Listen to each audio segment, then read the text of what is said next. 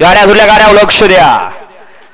बिंजोडच्या ठिकाणी शर्यत खायनं सुटलेल्या पलवान अक्षय शिंदे यांच्या वाढदिवसानिमित्त आयोजित केलेलं भव्य आणि दिव्य अमरापूरकरांचं बिंजोडचं मैदान. 2 गाड्यात लढत चालू आहे.